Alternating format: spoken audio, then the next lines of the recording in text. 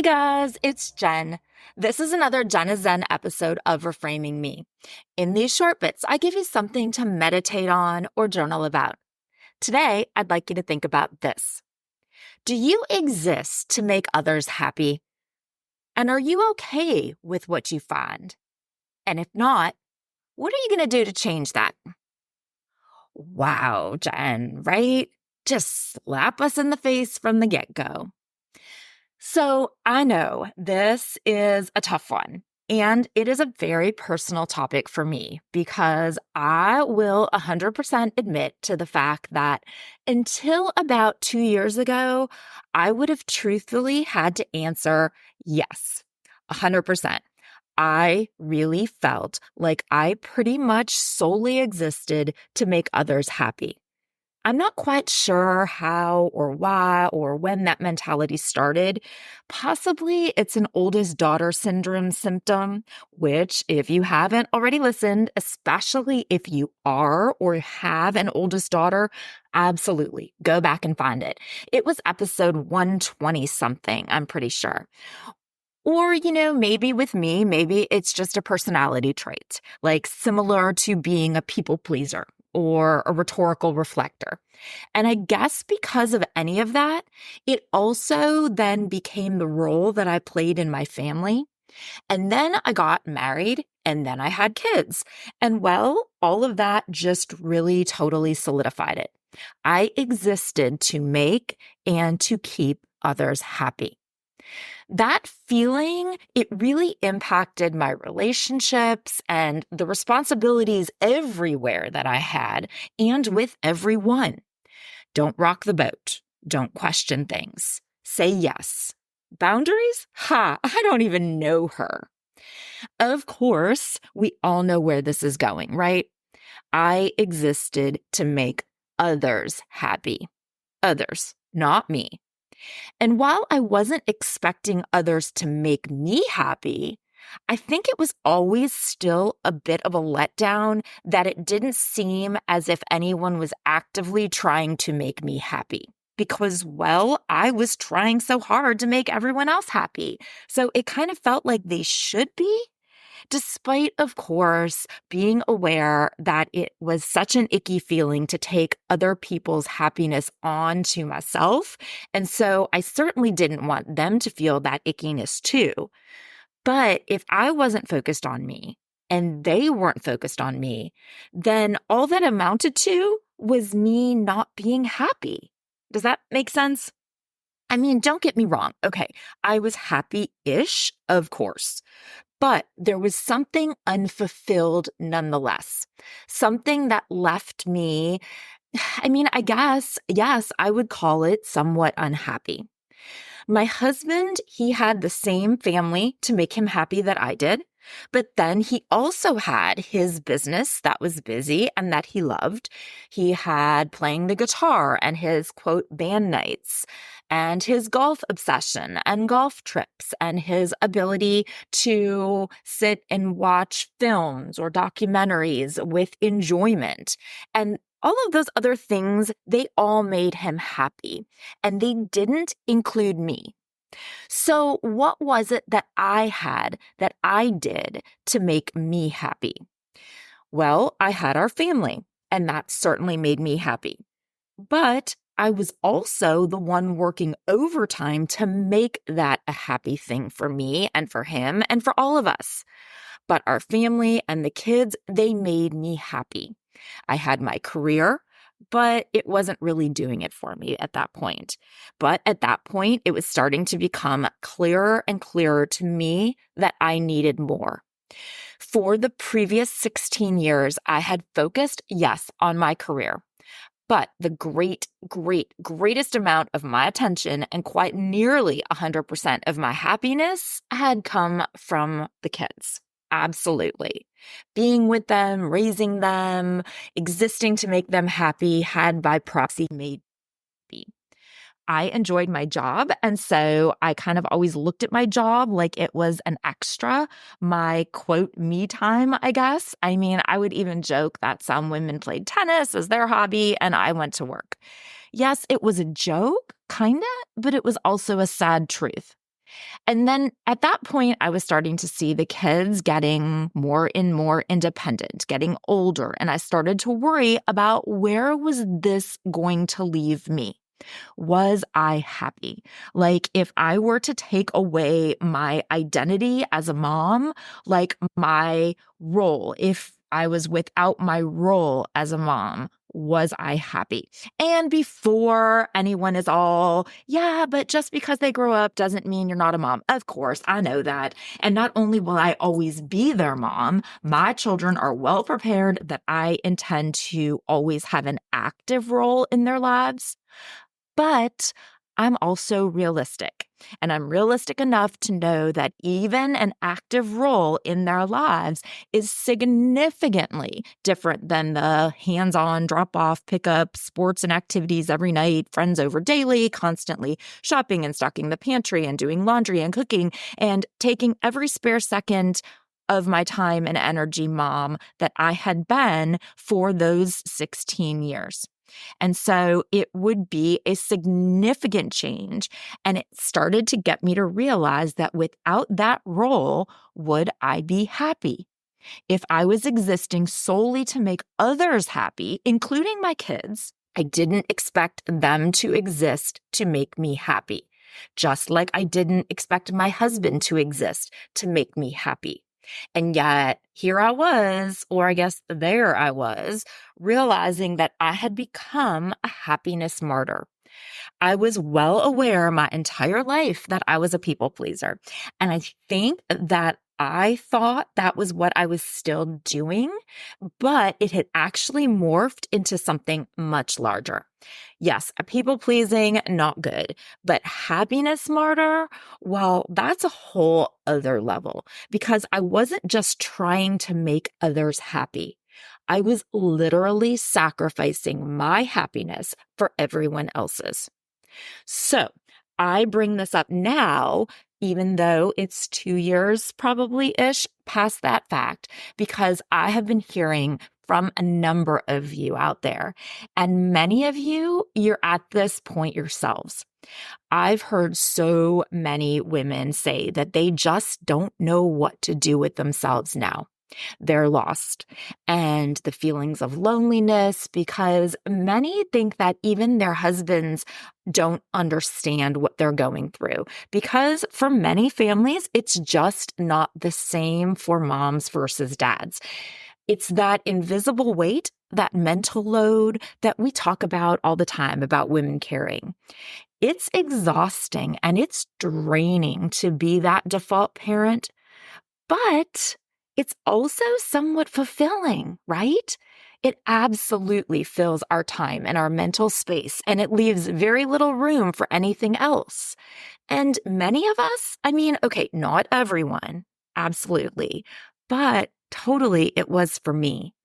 It also makes us, and I don't want to say happy because I don't want to be married to that term with it. But being the default parent hasn't made me happy per se, but it has made me feel content or satisfied maybe. But it has definitely made me feel fulfilled and purposeful. And no, not everyone, but I do know I'm not alone in that. I often tease my family that they would literally be lost and fall apart without me. But if I am brutally honest, there is some degree of satisfaction and purpose in knowing that, right? But as I saw my kids getting older, the realization was becoming clearer and clearer that it wasn't always going to be that way.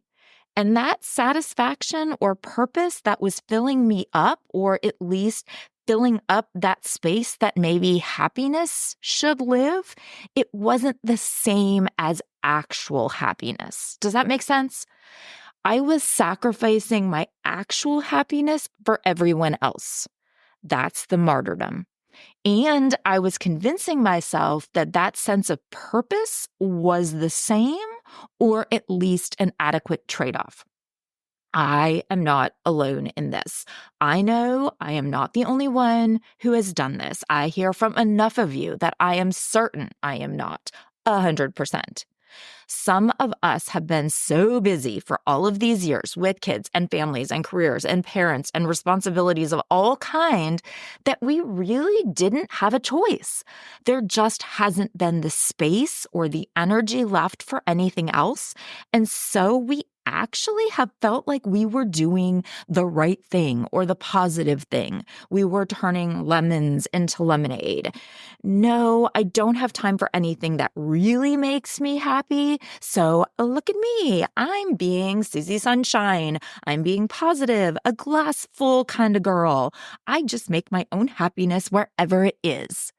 Cooking makes me happy because taking care of my family makes me happy.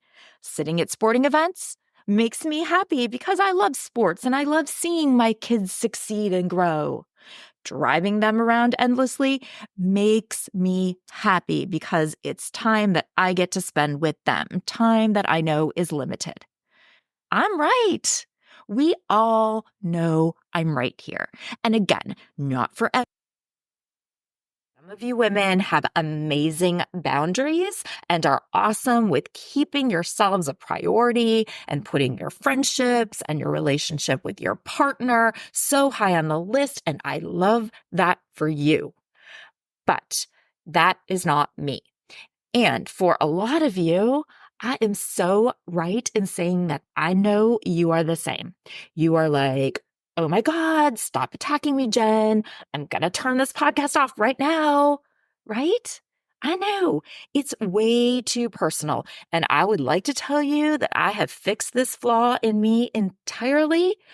But I am always honest with you. And while I have improved dramatically, I will admit that I am still a work in progress.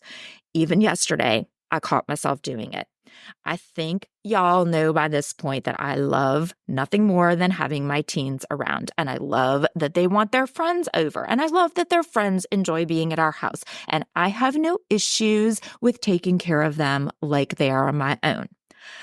But yesterday, I was planning an event that was last night for their football team, and I needed to get this podcast recorded. And my daughter, she popped her shoulder out at tumbling, so I needed to get her into the ortho. And the puppy. Remember, we have a puppy. And oh my God, the puppy, she is puppying hard. She has hit that stage that I know it's the start of peak puppy, and I know it will pass, but it's a lot right now, and I was hanging on by a very quickly fraying thread.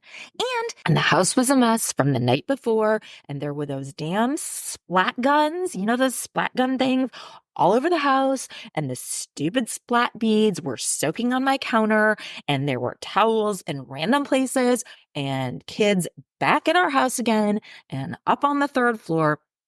And so I'm downstairs, whisper yelling as I had a partial meltdown that I need help and I need a break and I need people to pick up their things and do things to help me out. And I can't handle this puppy alone. And you know, I love them. But oh my God, there are always people here and I just need a little break. And I need these damn splat guns off of my counter so I can just move in this kitchen.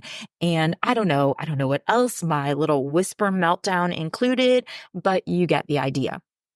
Then, of course, like 15 minutes later, I'm all, oh my God, I feel so bad. I'll have all the time to be out by the pool and to work out and to do anything else that I want when they're all grown and it's so close. And I know I'm not going to have this forever. And I need to appreciate and enjoy this while I have it because I'm going to miss it someday and blah, blah, blah, blah, blah. All of the hype self-talk that I tell myself about enjoying the positive. But is it? Or is it guilt? Is it justification? Is it happiness martyrdom? So yeah, I'm much better, but I have not fixed myself entirely. I've recognized this as an issue, and I've found things that actually do make me happy, and I actually do the things that make me happy. I have started making my own happiness a priority as much as everyone else's. I mean, for the most part, but it's baby steps for sure. And it may be baby steps for you too. Now, for me, I love working out. Fitness makes me happy. Movement makes me happy. Yoga and Pilates and lifting weights, it makes me happy. Cardio makes me happy. And I am slowly, barely slowly, I am dipping my toe into boxing because I have found that it makes me happy. Yes, I have always worked out, but it was for like the calorie burn, the weight factor. Now I do it because it makes me feel good and feel happy. And I do what I enjoy doing when I am working out and when I am fitnessing, not necessarily what I'm, quote, supposed to do. Like, I know at this point I'm not supposed to be doing a ton of cardio, but I love cardio. It makes me happy. So suck it. I prioritize my fitness because it makes me happy and I feel good. For me, also, it's working on the podcast. It makes me happy. It makes me feel good. It makes me feel fulfilled. And it is 100% still a hobby at this point, which makes it a challenge, of course, sometimes to justify prioritizing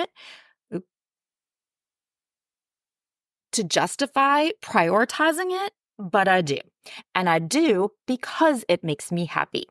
Yes, it's work adjacent, but that's okay. I can still derive happiness from it. For me, it's also flowers, working with flowers, planting flowers, growing flowers, unfortunately, not so much watering flowers, but I am getting better. Arranging flowers. I mean, okay, so y'all, you should see my fence. I have completely transformed our dented from soccer balls aluminum fence into a wild English garden out in my yard that I have always wanted. And I'm telling you, it makes me so happy literally every single time I look at it. I arrange flowers in virtually every room of our house. And my orchids, oh my God, I will need to post a picture of my orchids. It's almost like I feel embarrassed because I know how much struggle people have getting like their orchid to bloom. And then they're so proud of like their one little orchid. But oh my God, I should feel embarrassed that I have so many of them and they are all in bloom and they are gorgeous. And I'm really good at orchids. They are insane, and I will share a picture. But flowers, they make me happy, obviously. So it's become somewhat of a passive hobby, I guess. And honestly, now that I'm saying them out loud, I realize that they're all pretty functional hobbies, but I guess that's a good place for me to have started. I still have the huge load of having 3 teenagers and of course, like the 42 other teens who seem to come along with them and my actual compensated career and a husband who I can say this because he doesn't listen has absolutely no idea how needy he is. So more active hobbies that are less functional for daily life may need to wait a few more years. But don't think I haven't started brainstorming. I plan to play golf and play pickleball and paddleboard and relearn to play the piano. But for now, this works. These hobbies, these happiness factors, happiness makers, I don't know, they work right now. And for now, this realization that no, I do not exist solely to make others happy. It helps. It works. But I did. I did in the past. And while there is nothing wrong with wanting to make the people around me happy, I have realized that it can't be at the expense of my own happiness. And I also can't fill the happiness void with other things simply because I've convinced myself that it's the same thing. So today, I'm asking you to honestly reflect on the same. Do you exist to make others happy? And are you okay with what you find? And if not, what are you going to do to change it? Thank you so much for listening today and always. If you've enjoyed the show, please share it with your friends so we can grow our community. Find me on socials. It's Reframing Me everywhere. And until next time, be well and communicate.